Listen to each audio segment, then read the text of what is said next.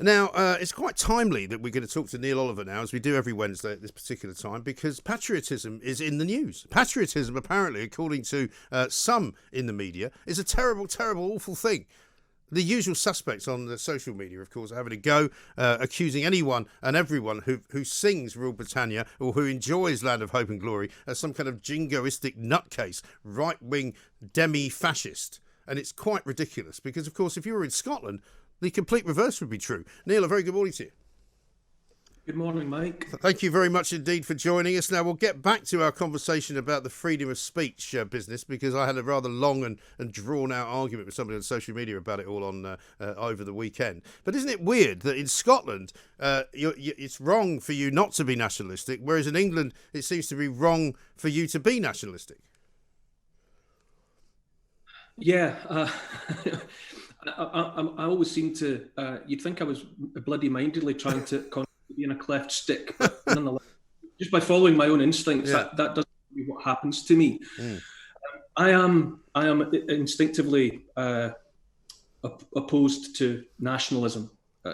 Broad brush. I mean, that kind of my country's better than your country position. I'm wary of, but I am not against love of country. I am very much a lover of country, and I am patriotic in that sense, and my patriotism extends to the whole of the British Isles.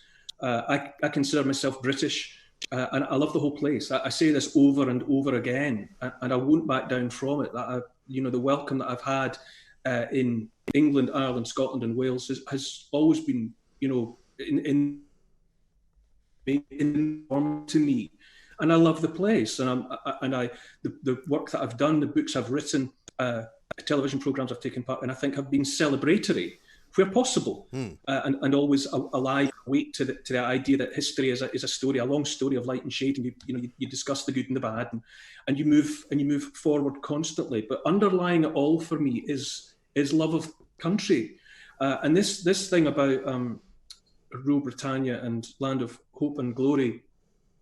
I think, especially at the moment when people are under so much pressure emotionally and economically with everything that's been going on with the lockdown and all of the sort of internecine trouble that's been there, and people have lost a great deal. Some people have lost loved ones.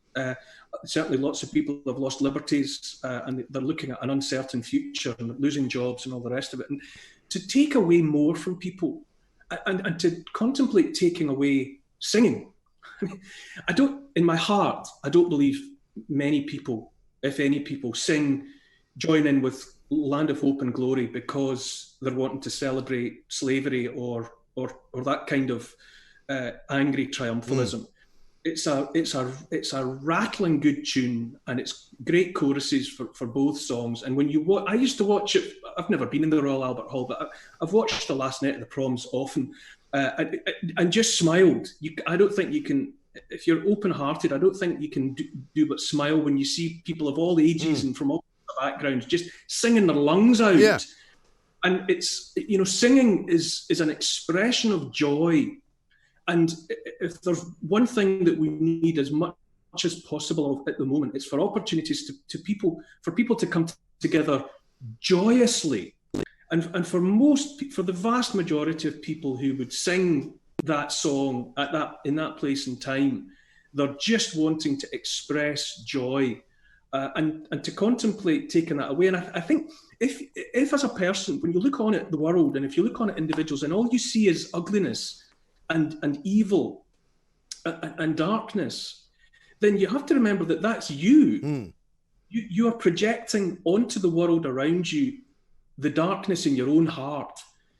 And if you think that people are only singing songs and only doing things because of an ugliness inside, then it's your own ugliness that you're projecting onto the world there. And just leave people in troubled times to find a bit of joy where they can. Well, isn't it interesting as well that one of the orders that we are now given is that if you are in a public place and you do find yourself singing, please do not sing too loudly because it might cause a bigger spread of the disease, so that you're being asked to kind of sing quietly, almost as if you're ashamed. And you're quite right. I mean, Land of Hope and Glory, in any event, is not actually about a triumphalist kind of world in which we lord over everybody else. It's actually a lot more thoughtful than that, if you care to look into the lyrics. And it's more like the Last Night of the Proms has become a tradition in this country.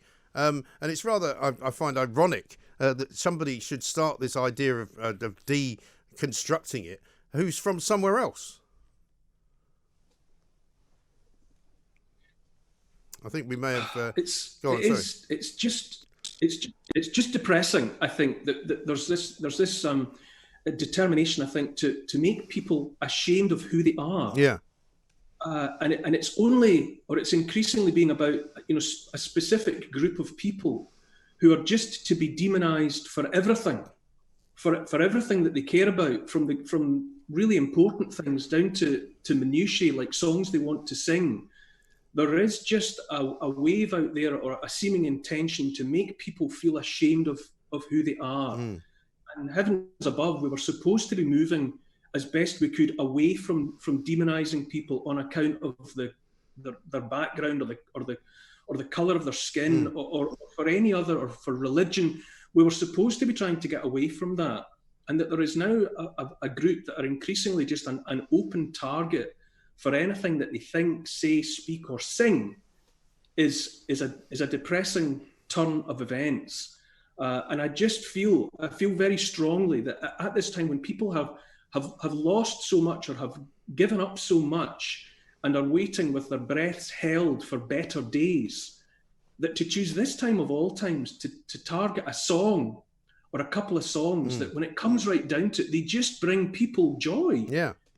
I've never been at the Last Night of the Proms. I've said before, I've looked on at it on the telly and just smiled. Yeah. And just been amazed, right. Really. But celebrating the joy. How can you look on at people having a fantastic time? It's like Swing Low, Sweet Chariot is another one. You watch the crowd at a rugby match or something sing that, and whether you feel part of that team or part of that nation or whatever, how can anyone look on at that kind of naked joy right. and not at least feel themselves uplifted by it as a fellow human being? Right. Exactly right. I mean, I haven't been to Last Night at the Proms either. I can tell you, though, that I was once in the Albert Hall to watch Tangerine Dream, who you might know were a very sort of strange and unusual German sort of instrumental kind of, electronic rock band in the 70s. Yes, I have the LP Federa somewhere by Tangerine. Yes, that's the one. And in fact, they had the entire stage was covered in sheets, and they were kind of playing underneath this kind of collection of sheets, and it was not a word was spoken. They didn't interact with the audience at all. They just sat there and played their various keyboards, and we all kind of just looked on, and it was rather a strange experience because it was the complete opposite in a way of Last Night at the Proms. It was a performance that nobody was really enjoying. You know what I mean? Song, though, Mike, song is such a primal thing. Yeah. We share it with the birds, for heaven's sake. It's before there was language, before as a human species, before we could speak, we were part of the animal kingdom, and song is a deep and primal need. And there's a poem, Paul Laurence Dunbar. It's called Sympathy. And it's better known really as I Know Why the Caged Bird Sings. Maya Angelou, great writer, took that as the title of her autobiographical works. And it's, the caged bird sings when his wing is bruised and his bosom sore. It's not a carol of joy or glee, but a prayer that he sends from his heart's deep core. Not too serious about things, but a prayer that he sends from his heart's deep core.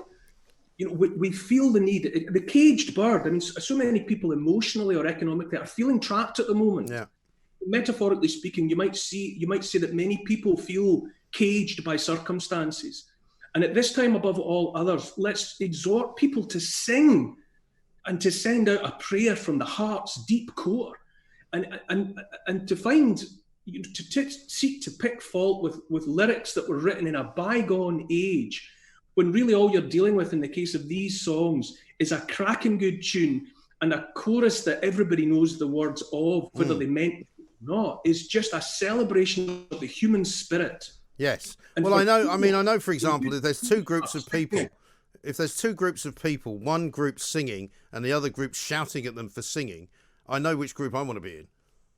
yes, and it's not. I don't believe that anything like, or it's a tiny minority of people. You can never be sure what's in everyone's heart, Yeah. and some individuals are singing from some sort of ancient sense of, I don't know, ill spirit. But for everybody else, it's joy.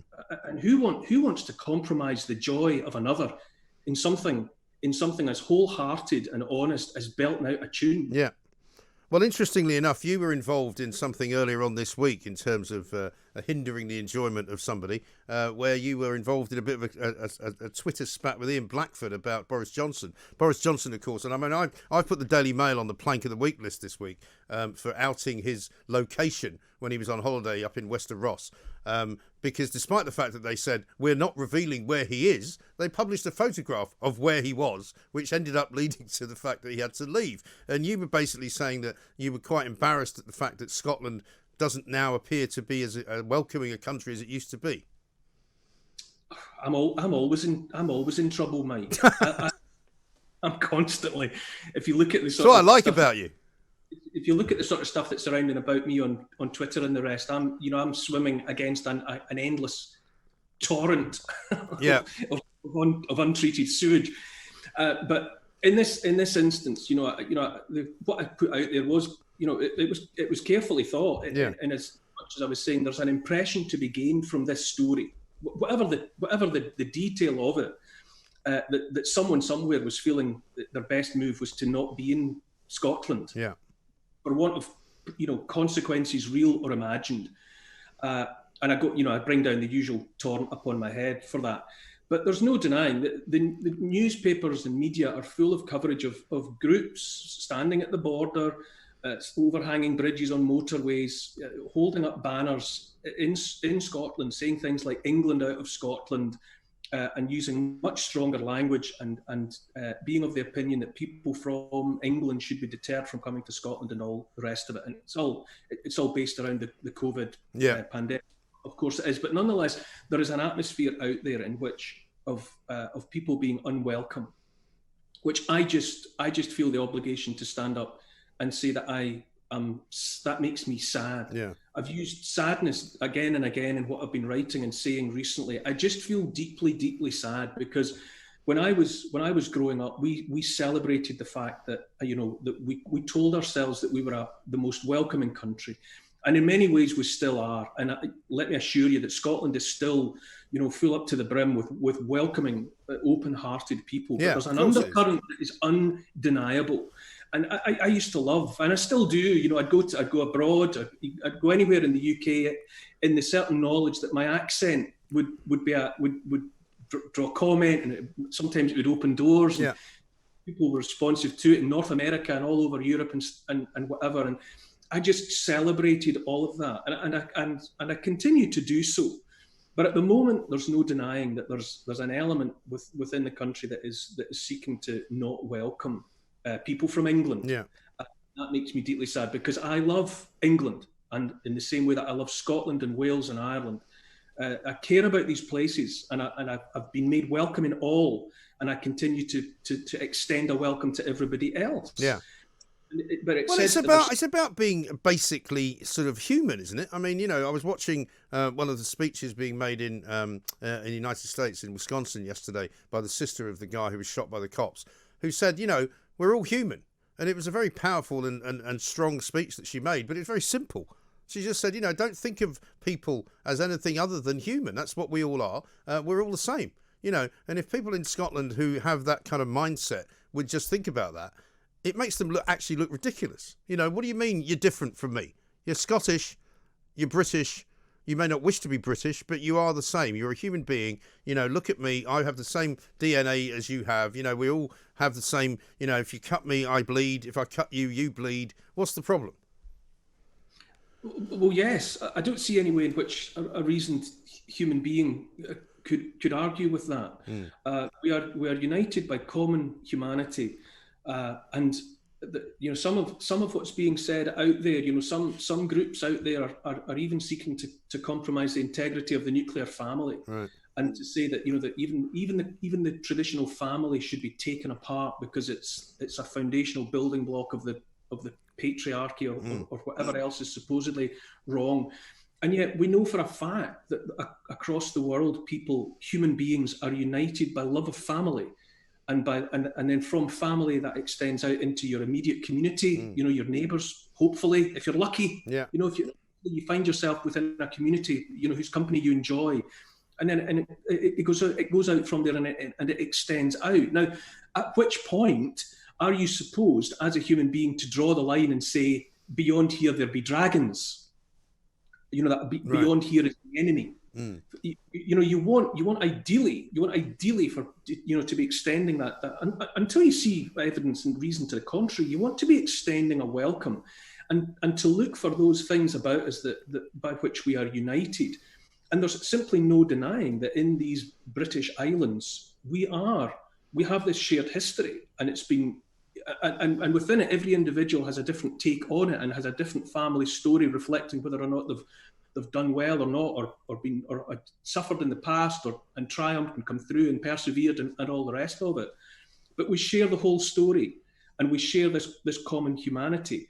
And for me, as a Scot in Scotland, I want people, anyone to feel welcome here, to come here and know that as long as they abide by the laws of the land, and that they're respectful of the culture and the traditions here, they would of course be made welcome, and that anyone would give any space to the contrary. I just find it profoundly sad. Indeed. Which brings us back to the conversation we had last week about this bill, which is currently going through the Scottish Parliament, about freedom of speech. Because I ended up getting a bit of what you would regard as the untreated sewage treatment from Scotland at the weekend. I got into it with some guy about the bill, and he ended up saying to me, there's nothing new in it, because basically we already have all these protections against hate speech against various different groups. And I said, well, if that's the case, why is there any need for the bill? And I said, which bits of the bill are the new bits? And he then just launched into a tirade of abuse and said, why haven't you read it? Why don't you know? And all I was doing was actually asking him a question. And people seem to be incredibly triggered by anyone, particularly from England, asking them about this freedom of speech business. Well, yes. Well, welcome to my world. Welcome to my reality. However, for me, I pay attention. Like you said earlier to one of your callers just before I came on there, that that you look at things that you don't necessarily agree with, because you really need to be across the whole message, right, properly to form your own opinion. So I'm always looking for what people are saying about the same subject. And the fact that the proposal for this bill has come under, well, attack's maybe too strong a word, but lots of learned groups have aired the opinion that there's trouble ahead here. Right. It's all around the fact that too much of the wording is vague, imprecise. I don't think anyone disputes that you want people to have protection. You don't want groups, any groups based on colour or creed or religion or anything else to be the targets of illegal hatred. Of course you don't. And where necessary, there's legislation that protects us from that. But it has to be forensically pinpoint sharp perfect. Yeah. And the groups as diverse as the police, the faculty of advocates, the secular society, the Catholic Church here in Scotland are saying, hold on, let's pause and have a look at this, because you've created a vagueness here that will only cause trouble ahead. I look on at that as an interested party and think, well, clearly there's trouble here. And I already know, because I am daily, weekly, hourly in receipt of what might be characterized by some people as hate. Right. I get all the time from all, it's been a fact of my life for years now. But you won't be protected from that as an individual, will you? Well, no, but we're according to people, various groups, learned and authoritative groups, you're into territory here where everyone can claim offence about anything. Yeah, right. You're potentially in a situation where I can point at you and say you've offended me, and everybody else points at me and says I've offended them, because it's vague. Yeah. Well, I ended up saying to this guy, because of the way he was describing who this act protected, I said, because he was talking about, any group which is definable by a common set of characteristics or something. I said, well, in that case, you would have to protect racists, wouldn't you? And he didn't really have an answer. I said, well, because racists can be a definable group of people, so therefore you won't be able to make hate speech against racists, will you? Well, I mean, hypothetically, yes, because the wording is deemed to be vague and imprecise, then there are all sorts of ways in which, where there's a lack of precision in legal matters, that's where mischief will thrive. And it will cut across everyone. It's not as though any one group is likely to be the victim of being taken to or to be targeted for taking to court for causing offence. It cuts right across. Anyone potentially could accuse anybody or be accused by anyone of having sought to stir up hatred. It's too vague in its terminology, and it needs to be addressed. And yes, I'm sure I'll be the target of it. I can just see if the bill goes through in its present form, then you and I will be in court together. There's nothing surer. No. I will write or say something that another human being out there can deem as having been intended to stir up hatred, and away we go. Yeah. I'll be in the wagon, and as ever, it will be a bonanza for the lawyers. Luckily, I know a couple of decent lawyers in Glasgow, so I'll let you know if you need any. Listen, we've got to run. Neil, thank you very much indeed. Neil Oliver, once again, talking a great deal of common sense, presenter of Coast, archaeologist, of course. I call him an historian, even though he doesn't claim to be one, partly because it annoys an awful lot of people that support the Scottish Nationalist Party, because apparently they always tell me, he's not a historian. Well, never mind that. This is Talk Radio.